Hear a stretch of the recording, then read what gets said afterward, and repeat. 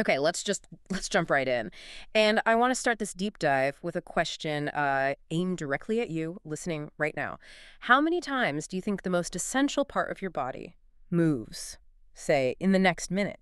Because today we are diving deep into the sources you sent us, all about the body's hidden, relentless engine. We're talking about cardiac rhythm. And it's a system we all just completely take for granted. Completely. And the first number that just jumped out at us, the foundational stat really, is that the average human heart beats around 70 times every single minute. 70. It sounds like a simple number, but when you actually stop and think about what that means, it's operating at this incredibly demanding speed. It's almost once a second. Almost once a second, nonstop. And you know, what's so fascinating is that this high-speed work goes almost entirely unnoticed. It's the absolute foundation of your existence, and you don't even feel it happening. Which brings up the big question, right? Why 70? I mean, why not 30 or 150? So our mission for this deep dive is to unpack I guess, the genius behind that specific pace. Exactly. What does it actually accomplish, and what happens when that crucial rhythm gets lost? So we're not just talking about a pump. No, not at all. This is a really complex biological machine. It's working under these enormous endurance requirements, just constantly balancing supply and demand. Okay, so let's start there with those 70 beats a minute. What are they actually doing? What's the immediate deliverable each time the heart contracts? Well, at its most basic level, each of those pulses is delivering blood, oxygen, nutrients. The sources call it life, which is a beautiful way to put it. Right. It's sending that life to every single one of the trillions of cells in your body. But if we want to get a little more technical, that 70 beats per minute represents a crucial biological compromise. Ah, okay, a compromise. I like that. So what's the trade-off? Your reading actually gives it a name. It's the myocardial efficiency trade-off. So think about it like this. The heart has to beat fast enough to get massive amounts of oxygen out to your body for, I don't know, thinking, walking, just listening to us now. For existing, basically. For existing, exactly. Yeah. But, and this is the crucial part, it can't beat too fast because the heart muscle itself needs a tiny break between contractions. It needs to rest. It needs a moment. It's called diastole. Right. To refill its chambers with blood, and really importantly, to get its own blood supply through the coronary arteries. It has to feed itself. So 70 beats per minute is that sweet spot. It's fast enough to keep the whole system running, but just slow enough for the engine to refuel itself on the fly. Precisely. That's the perfect way to put it. The sources use this analogy of a constant nonstop production line for oxygen. A production line. I like that. Yeah, and every beat is a mandatory delivery. Yep. If the rate drops too low, the body, it falls behind on its orders. You get an undersupply. And if it's too high? If the rate's too high, the deliveries are rushed. They're incomplete. And the heart is sacrificing its own rest period, which means it just can't sustain that effort for long. So it's not just about moving blood. It's about managing this incredibly high-stakes logistics network where any delay or failure is catastrophic. It is, absolutely. Yeah. Because if that production line stops, even for a few seconds, the body stops getting what it needs. And the brain is especially sensitive to that. Flow is mandatory. That mandatory flow brings us right to the core concept here, the technical term for it all, cardiac rhythm. This isn't just random beating, is it? It's a very specific synchronized tempo.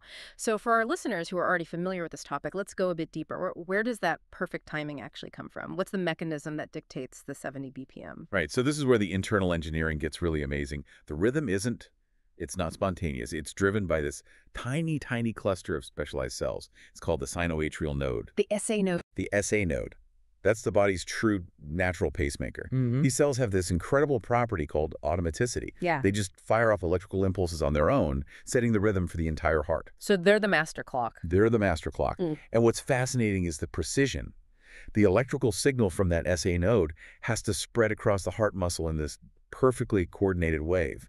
It makes the top chambers, the atria, contract first. Okay. Then there's this tiny pause at a place called the AV node before the signal makes the big bottom chambers, the ventricles, contract. That perfect sequence. That's what creates the efficient squeeze and refill motion we need for the production line to work.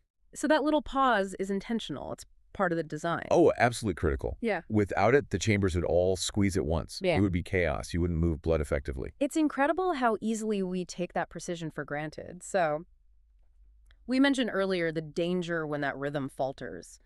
What happens when the clock speeds up or slows down too much? What starts to go wrong in the body? Well, this gets into the question of instability. Let's say the rhythm drops too low. That's a condition called bradycardia. Right. Your production line is now too slow. The body's metabolic demands just aren't being met. The first place you feel it is the brain. Not enough oxygen, not enough nutrients. That leads to dizziness, fatigue. hmm You could even lose consciousness. Okay, so that's too slow. What about too fast? Tachycardia. So conversely, with tachycardia, the problem actually flips.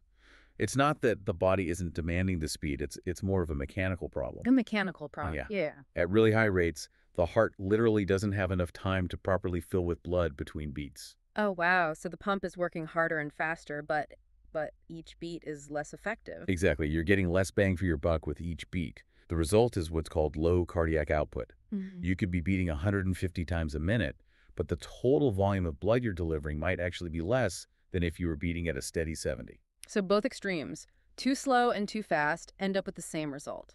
The production line fails. They compromise that critical oxygen flow. The whole system starts to get disorganized.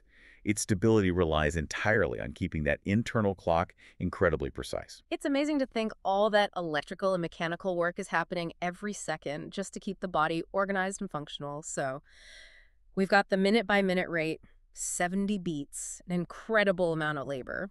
But let's shift gears now and zoom out. Let's look at the astronomical workload over a full lifetime. This is where the numbers just become mind-bending.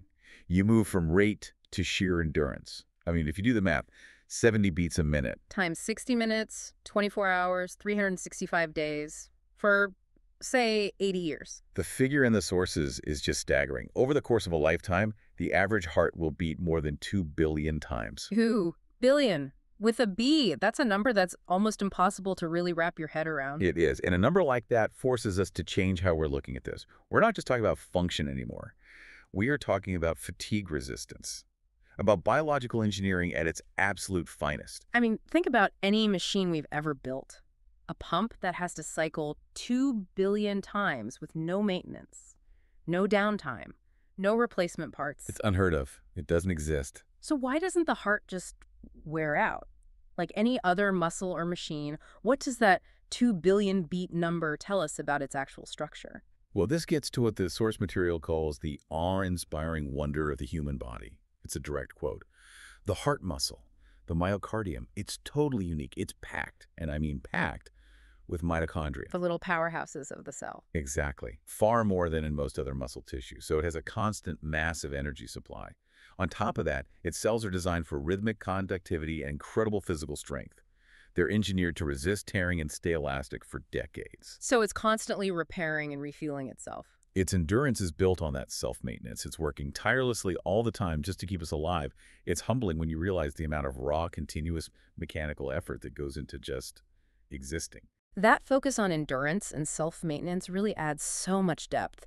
We're looking at a system that manages its own timing, its own energy for billions of cycles. It's the very definition of autonomous engineering. But if the heart is a production line, what about quality control? The sources must mention what happens when a beat is, well, faulty, not just too fast or slow, but actually irregular. That is an excellent question. Quality control really falls under the umbrella of arrhythmia. So while the SA node is the main pacemaker, the heart does have backup systems.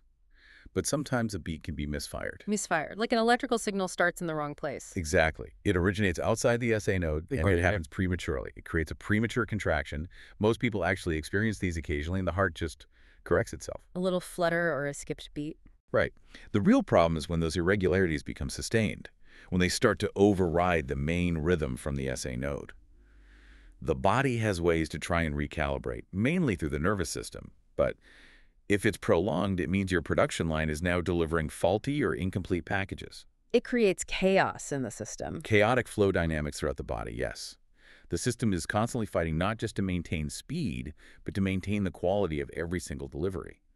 The genius is in that balance. Power, speed, and absolute reliability over decades. And the fact that it maintains that perfection for 2 billion cycles with so few issues, that really is the most astonishing part of this whole thing. Absolutely. So if we pull it all together, you're left with these 3 profound takeaways about your own heart.